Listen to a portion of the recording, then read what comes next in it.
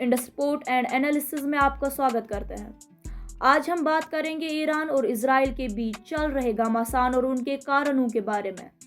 General Mohammad रजा जाहिदी Iran के elite Iranian revolutionary guard corps IRGC के एक टॉप लीडर थे। इजरायली फाइटर जेट्स ने ट्यूसडे अप्रैल 2 को सीरिया के दमास्कस में एक ईरानियन कॉन्सुलेट बिल्डिंग पर हमला किया, जिसमें जनरल सहित कम से कम 13 लोग मारे गए। इजराइल इस घटना से ना तो सहमत है और ना ही असहमत। तो ईरान ने भी इजराइल से बदला लेने की कसम खाई है। ईरान के सरकारी टीवी ने सुप्रीम लीडर आयतुल्ला अली के हवाले से कहा, इस तरीके के अपराध और कृत्य के लिए हम उन्हें पछतावा कराएंगे। अब चलिए देखते हैं कुद्स फोर्स कौन है। Quds force Iranian revolutionary guard corps IRGC की पैरामिलिट्री और इंटेलिजेंस विंग है। IRGC की स्थापना इस्लामिक रेवोल्यूशन नेता द्वारा की गई थी और ईरान के पहले सुप्रीम लीडर आयतुल्ला रुहुल्लाह ने 1979 में डोमेस्टिक और एक्सटर्नल थ्रेट से निपटने के लिए IRGC बनाया था। ईरान में इराक ईरान युद्ध के दौरान इसमें आर्मी, नेवल और एयरफोर्स विंग्स हैं और इसकी टोटल मेंबरशिप नंबर लगभग 1,25,000 है। डोमेस्टिकली पिछले कुछ वर्षों में IRGC मेंबर्स को टॉप गवर्नमेंट पोस्ट्स पर अपॉइंट किया गया है। हालांकि रेस्ट ऑफ द रीजन की चिंता IRGCs को लेकर है। मिलिट्री एक्शन, स्पेनिश ऑपरेशंस और साइबर सिक्योरिटी अटैक्स। 2019 में यूनाइटेड स्टेट्स ने IRGC और इसके हिस्से के रूप में कुद्स फोर्स को टेररिस्ट ऑर्गेनाइजेशन घोषित किया। तब प्रेसिडेंट डोनाल्ड ट्रंप ने एक बयान जारी किया था कि IRGC स्टेटक्राफ्ट की एक उपकरण के रूप में आतंकवाद में एक्टिवली पार्टिसिपेट कर रहा है, फाइनेंसिंग करता है और आतंकवाद को बढ़ावा देता है। IRGC ईरानियन गवर्नमेंट का अपना ग्लोबल टेररिस्ट कैंपेन को डायरेक्ट और इम्प्लीमेंट कराने का प्राइमरी मीन्स है। अब देखते हैं कुद्स फोर्स के साथ इजराइल का क्या इशू है। तेहरान ने ईरानियन बॉर्डर से परे अपने हितों को सुरक्षित कराने के लिए पूरे मिडिल ईस्ट में कुद्स फोर्स यूनिट्स को तैनात किया है। एक ऐसे रीजन में मुख्य रूप से शिया मुस्लिम देश होने के नाते जहां सुन्नी सऊदी अरेबिया भी एक बड़ा रिसोर्स रिच और इन्फ्लुएंशियल नेशन है। दोनों देश लंबे समय से जियोपॉलिटिकल राइवल्स रहे हैं। दोनों प्रॉक्सी ऑर्गेनाइजेशंस को कंट्रोल कराते हैं जो रीजन में वेरियस एथनिक और रिलीजियस बेस्ड कॉन्फ्लिक्ट्स में शामिल हैं। ईरान अमेरिका के साथ इजराइल के स्ट्रॉन्ग अलायंस को देखता है।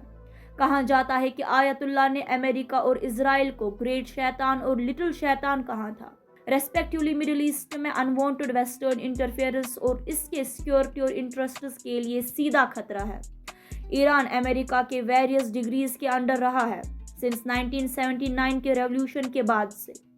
ईरान इजराइल की लेजिटिमेसी को मान्यता नहीं देता है और दोनों देश 1990 के दशक की शुरुआत से ही एक दूसरे के प्रति ओपनली हॉस्टाइल कर रहे हैं।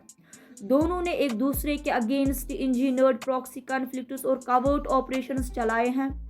इजराइल ईरानियन न्यूक्लियर प्रोग्राम को एग्जिस्टेंशियल थ्रेट मानता है और व्यापक रूप से ले जाने का संदेश है।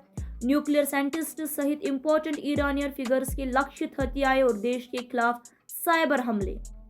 कुद्स फोर्स शिया लेबनीज मिलिटेंट ग्रुप हिजबुल्लाह को सैन्य और आर्थिक रूप से सपोर्ट देता है और इसका इस्तेमाल इजराइल और अमेरिका के खिलाफ हमले कराने के लिए कराता है। ईरान भी फलस्तीनियों के खिलाफ इजरायली कार्रवाई की कड़ी आलोचना करता है। अब देखते हैं सीरिया में कुद्स फोर्स की किस प्रकार की प्रेजेंस है। जब 2010 की शुरुआत में सीरियन सिविल वॉर छिड़ गया तो कुद्स फोर्स ने शुरू में शिया श्राइन्स की रक्षा के लिए देश में प्रेजेंस एस्टेब्लिश की। हालांकि ये युद्ध में एक्टिवली इंटरवीन करते रहे, सीरियन गवर्नमेंट फोर्सेस की और ISIS के खिलाफ लड़ते रहे और रशियन के साथ काम करते रहे। प्रेसिडेंट बशर अल असद को अपने रिजीम के प्रति अमेरिका के विरोध के बावजूद पावर में रखने की दमास्कस और तेहरान करीबी स्ट्रेटेजिक एलाइज हैं। कुद्स फोर्स की सीरिया में बहुत सिग्निफिकेंस प्रेजेंस है और कहा जाता है कि ईरान देश भर में दर्जनों सैन्य अड्डे ऑपरेट कराता है। हिजबुल्लाह ने मंगलवार को ये बात कही। जनरल जाहिदी ने लेबनान में ग्रुप के कार्य को डेवलप कराने और आगे बढ़ाने में मदद की थी। हमले में हिजबुल्लाह मेंबर भी मारे गए। द गार्डियन की रिपोर्ट के अनुसार जाहिदी ने लेबनान और सीरिया में यूनिट्स के कमान संभाली और मोस्ट लाइकली तेहरान के साथ संबंधों में एक अहम फिगर थे, हिजबुल्लाह और सीरिया के राष्ट्रपति बशर उल असद के साथ। अरब न्यूज़ ने 3 अगस्त 2010 को अमेरिकी ट्रेजरी डिपार्टमेंट के एक बयान का हवाला देते हुए कहा कि जाहिदी ने हिजबुल्लाह और सीरिया दोनों के लिए संपर्क का काम किया है, इंटेलिजेंस सर्विसेज पर और रिपोर्टेडली हिजबुल्लाह को वेपन शिपमेंट की गारंटी देने का आरोप लगाया है। और रिसेंटली हमले में मारे गए अन्य अधिकारियों में बीरूट में कुद्स फोर्स के फलस्तीनियन डिवीजन के हेड, यमन में IRGC ऑपरेशंस के कमांडर और एक वो नेता जो इराक में ईरान बैक्ड मिलिशियाज की देखरेख कराता था। क्या कुद्स फोर्स लीडरशिप को पहले भी निशाना बनाया गया है? 3 जनवरी 2020 को अमेरिकी सेना ने बगदाद इंटरनेशनल एयरपोर्ट में ड्रोन हमले में IRGC के कमांडर और कुद्स फोर्स के हेड कासिम सुलेमानी को मार डाला। अरब न्यूज़ के अनुसार जाहिदी सुलेमानी का कंटेम्प्रेरी और क्लोज फ्रेंड भी था। तो दोस्तों, आपका इस एनालिसिस के बारे में क्या कहना है?